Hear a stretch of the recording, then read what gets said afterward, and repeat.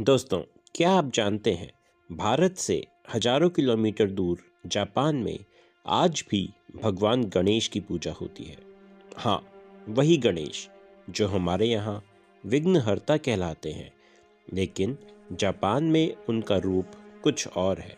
उनका नाम भी अलग, उनका स्वरूप भी अलग और उनकी पूजा का तरीका भी रहस्यमय।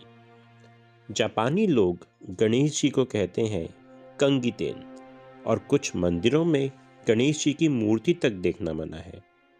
क्यों? और आखिर ये देवता जापान पहुंचे कैसे? कौन ले गया इन्हें वहां?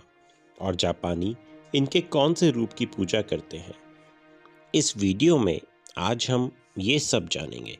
पर हाँ, ये वीडियो देखने के बाद कमेंट सेक्शन में जय श्री कंगितेन लिखकर गणेश जी के कंगितेन रूप पर श्रद्धा सुमन अर्पित करना बिल्कुल ना भूलें। कहानी शुरू होती है करीब 1300 साल पहले, जब भारत के बौद्ध भिक्षु सिल्क रूट के रास्ते चीन और फिर जापान पहुंचे। इन भिक्षुओं के पास सिर्फ ग्रंथ नहीं थे, उनके पास भारतीय देवताओं की कहानियां भी थी और इन्हीं कहानियों के साथ जापान पहुंचे भगवान गणेश। लेकिन जापान ने उन्हें अपने तरीके से अपनाया और तब जन्म हुआ कंगितेन का। जापान में गणेश को कंगितेन या शोतेन कहा जाता है। उनकी आकृति भी भारत के पारंपरिक रूप से थोड़ी अलग है। कई मूर्तियां हाथी मुख वाली हैं, पर कई जगह वो युगल रूप में दिखते हैं, दो देवता एक दूसरे को आलिंगन करते हुए। इस रूप को कहते हैं सोशिन कंगितेन, जिसका अर्थ है एकता और प्रेम के देवता। ये रूप भारत में बेहद दुर्लभ है, शायद आपने आज तक नहीं देखा होगा, लेकिन जापान में अत्यंत पवित्र माना जाता है। अब बात करते हैं जापानी पूजा की। यहाँ कंगितेन को कई जगह गोपनीय रूप से पूजते हैं, मतलब मूर्ति को आम लोगों को दिखाना मना है। सिर्फ मुख्य पुजारी ही मूर्ति को छू सकते हैं। भक्त सिर्फ मंदिर के बाहरी कक्ष से दर्शन करते हैं। और प्रसाद, यहाँ भी गणेश जी की पसंद वही मीठे पकवान, मोदक जैसे व्यंजन। जापान में इन्हें कांगा स्वीट्स कहा जाता है।